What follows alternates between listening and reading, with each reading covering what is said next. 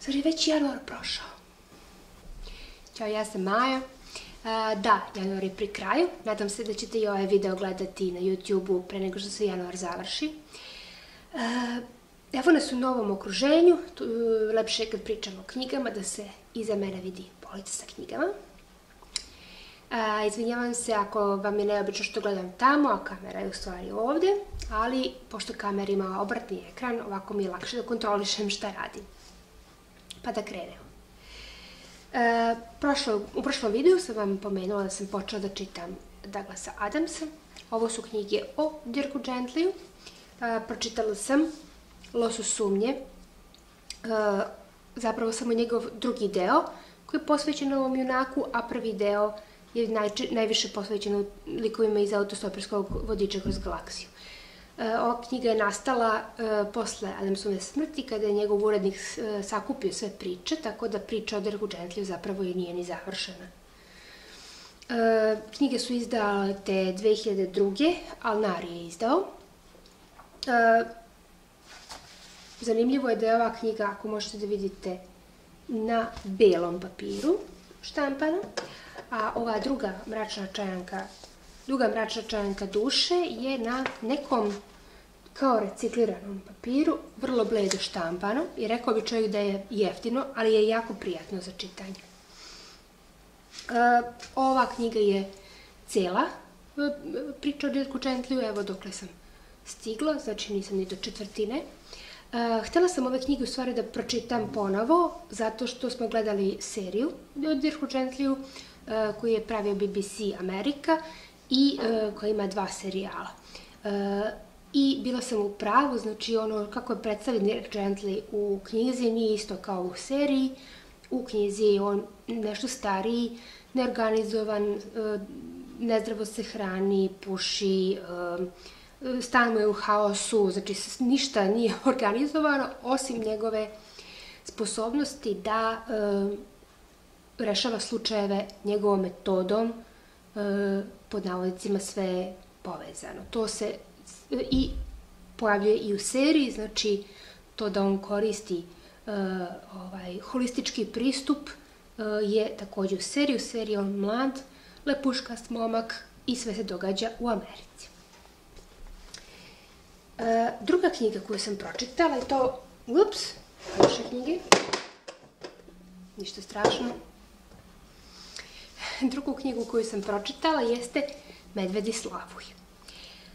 Ako ste na Instagramu, sigurno ste videli mnogo slika, svako živi je slikao ovu knjigu koju je kupio, zato što ima fenomenalne korice. Izdavač je Dibidus, za sada su izdali ovu knjigu Fridi Kahlo, i sad se pojavila, baš pre neki dan sam videla na Instagramu, Jagnje, ali nisam sigurna da znam o čemu se radi, morat ću da proverim. Knjiga je debeljuškasta, ima 350 strana otprilike. Katrin Arden je spisateljica, Amerikanka, koja je studirala u Rusiji i zato na neki način je razumljivo zašto je pisala sa ruskim motivima.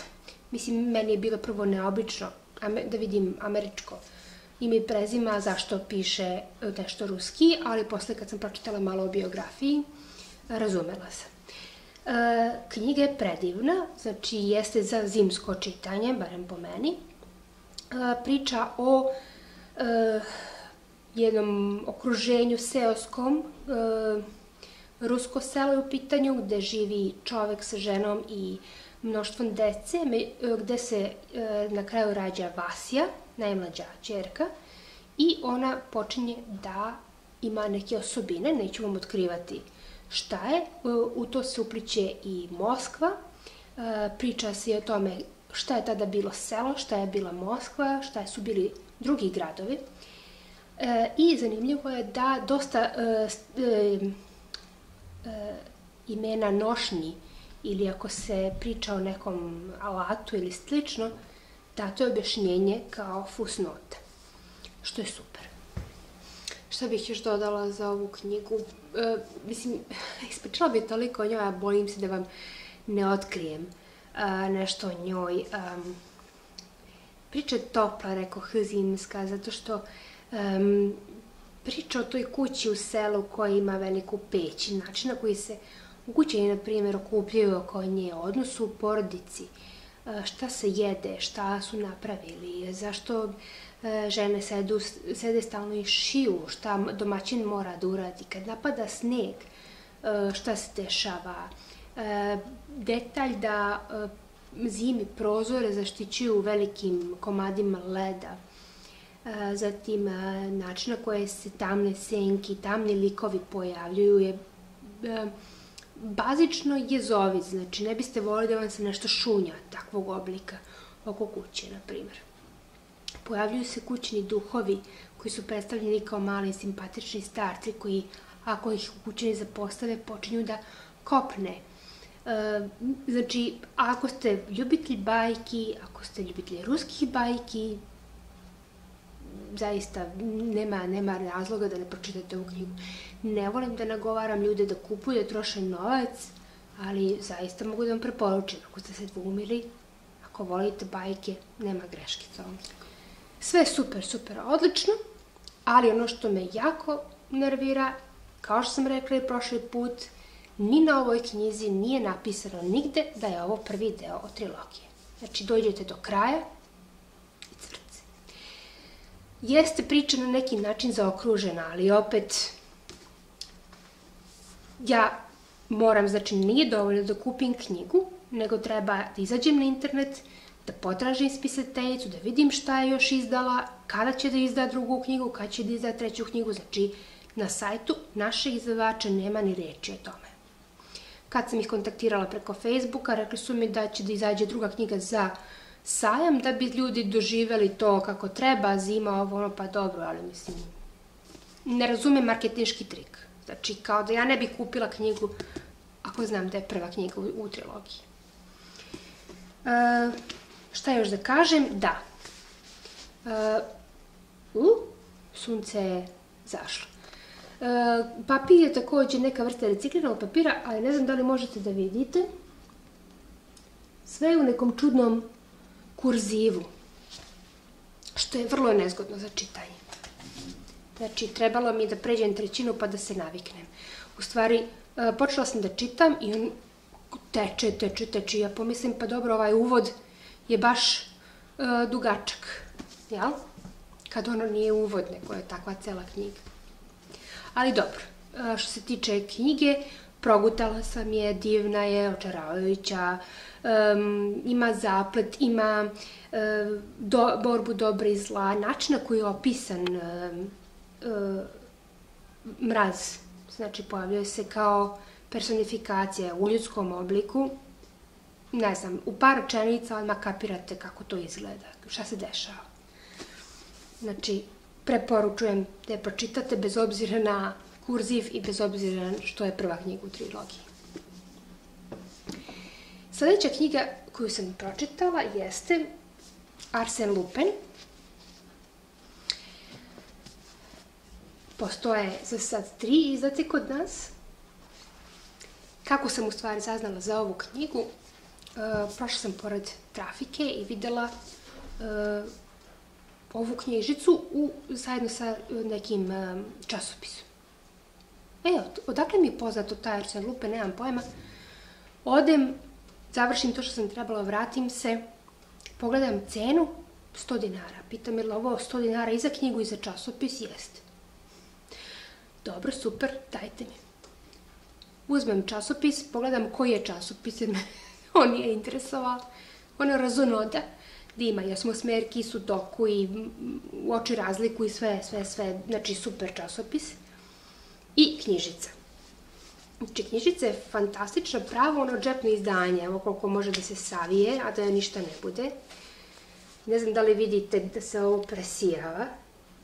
Znači, oprema me oduševila, ovo narandžasto, belo, kontrast, super. Unutra je recikliran papir, jako prijatno za čitanje, velika slova, brzo se čita.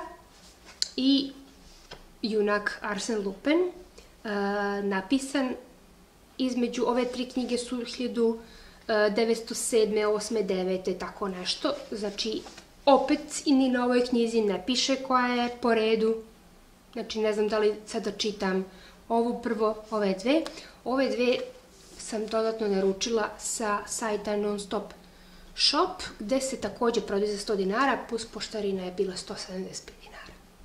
Znači, ove dve još nisam pročitala. Ali ono što želim da vam pročitam jeste prva oznaka koju sam stavila. A to je, kaže, nakon prvog izdanja i žalbe Conana Doyla, izvinjavam se da prvo pročitam ono što je iz knjige, znači govori lik, oduvek sam znao, Ganimar je naš najbolji detektiv. On vredi, vidiš kako sam iskren, vredi skoro koliko i Sherlock Holmes. I sad napomena, nakon prvog izdanja i žalbe Conana Doyla, u svim sledećim izdanjima Arsena Lupina, Sherlock Holmes je preimenovan u Sherlock Holmes. U Americi se pojavio čak i kao Hollock Shears. Vrlo zanimljivo, ovo nisam znala. Ali da vam to čarala, ako niste za sad čuli za Arsena Lupina. On je ušao u jednu od kuća i hteo da napravi pljačku. Inače, knjiga se zove Gentleman Lopov. Znači, u ovoj knjizi, to je, pošto je zbirka priča, on u jednoj priči gentleman, izuzetan poštenjačinja pomaže, u drugoj priči je vrlo spretan lopov.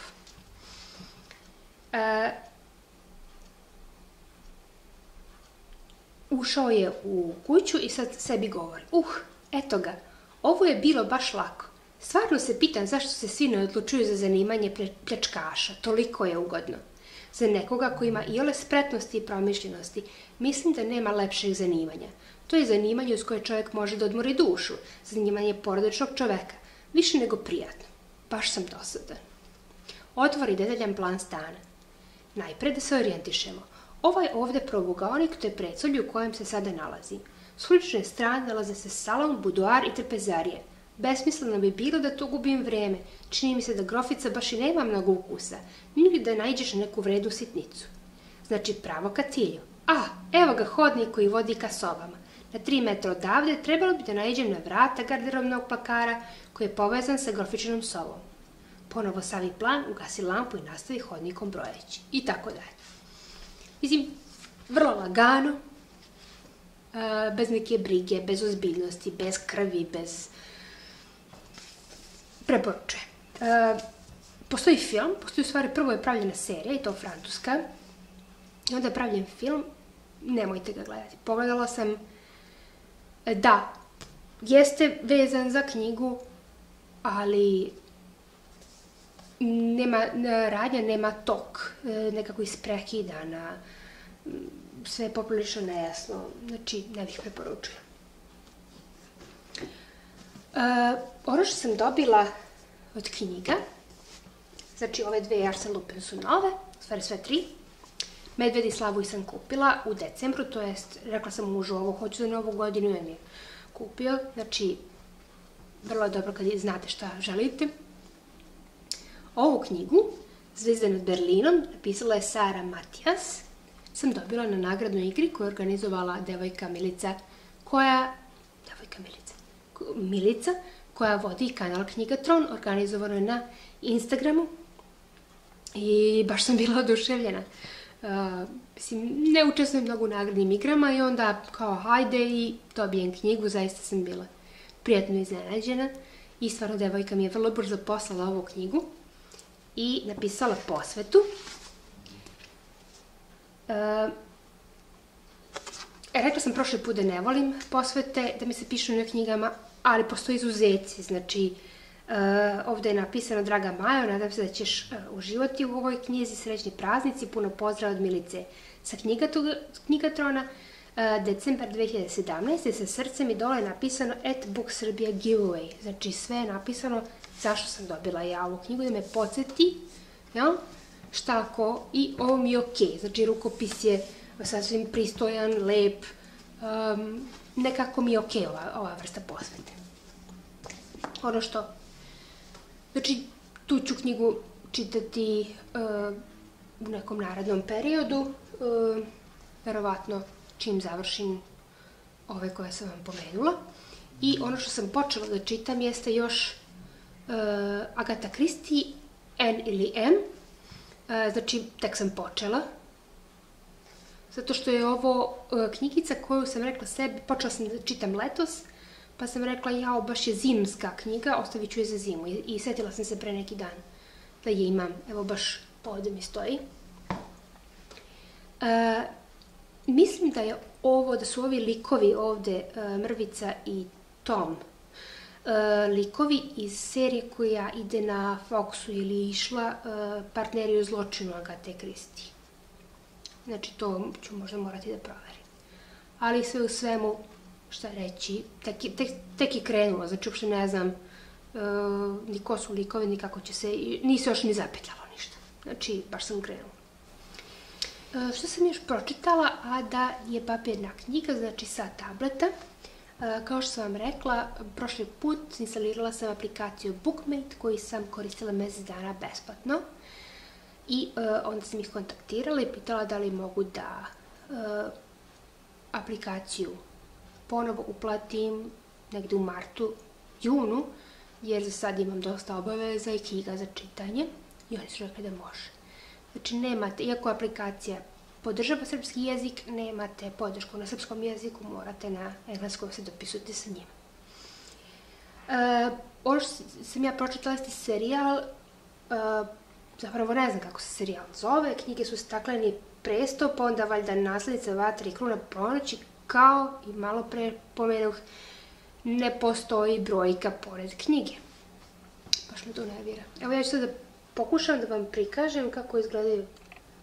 Super, vidjet će se. Tako izgledaju korice. Ja mogu Bookmate-u i da pristupim bez uplate, znači mogu samo da gledam knjige, ali ne mogu da ih čitam. Za ovih mesec dana pročitala sam ove 3 knjige, jer idu baš brzo. Knjige su naslovljene kao teenage, znači da, jeste dinamika, blaga seksualna tenzija, zaljubljivanje, nezaljubljivanje, baš je onako puna svega i svačega. Meni se dopala najviše prva knjiga, kasnije druga. Treća mi je bila jako razvučena. Znači, aman, više, mislim, zašto morate sve da unakazite u trećoj knjigi, zašto morate da pravite nastavke ako nisu dobri? Mislim, ne razumem. To je ono što ne razumem u serijama. Znači, napravite dobar serijal, 10 epizoda i onda napravite drugi koji je bez veze. Mislim, ne znam zašto. Da, ova knjiga, ako volite blagu fantaziju sa, u stvari, realna priča sa elementima fantazije, radi se o devojci, tinejdžerki koja je imala tešku sudbinu, bila je trenirana za ubicu, provela neko vreme u rudniku i igrom slučaja postaje ubica u službi kralja koji je uništio njenu republiku domovinu. Tu se pojavljaju 2 frajera, jedan je princ, drugi je kapetan garde. Ona osjeća nešto i prema jednom i prema drugom. Meni se dopalo kako je to opisano, intrigiralo me šta će da se desi sa kapetanom garde, pošto je sav krut i ne pokazuje emocije, a u stvari kao pravičan, ali vidjet ćemo kasnije kako će se to razviti. Ako volite nešto što je realno sa elementima fantazije, znači ima i ljubavi, ima i borbe, ima i snalažljivosti, likova koji dolaze sa strane, likovi i umiru i pojavljuju se novi i sve, super, odlično, pročitala sam je vrlo brzo, dopalo mi se. Međutim, u trećoj knjizi, mislim da je baš bila razvučena, nekako nije mi se ona, nekako, daj sad da ne vrlo teško pričati da vam ne otkrijem što se desilo u trećoj knjizi, ali nekako mi se čini da je radnja krenula iz početka. Mislim, malo mi je to bilo bez veze, čitala sam o novim likovima, o novom okruženju, znači baš. Ne znam koliko je, mislim da su ove knjige izašle u izdanju Lagune, ali nisam sigurna da li je izdato više od 3 knjige, mislim, mogu lako da provjerim na Lagunevom sajtu, ali blago rečeno nisam ni zainteresovana. Eto, to je to. Nastavljamo sa čitanjem, zima još nije gotova. ovih dana je toliko lepo vreme da možda se čita i napolju, ali kažu da zima još nije gotova, da će se još vratiti neki hladni talasi, ali hajde da ne pričam bez veze, prekidam snimanje, vidimo se sledeći put. Ćao!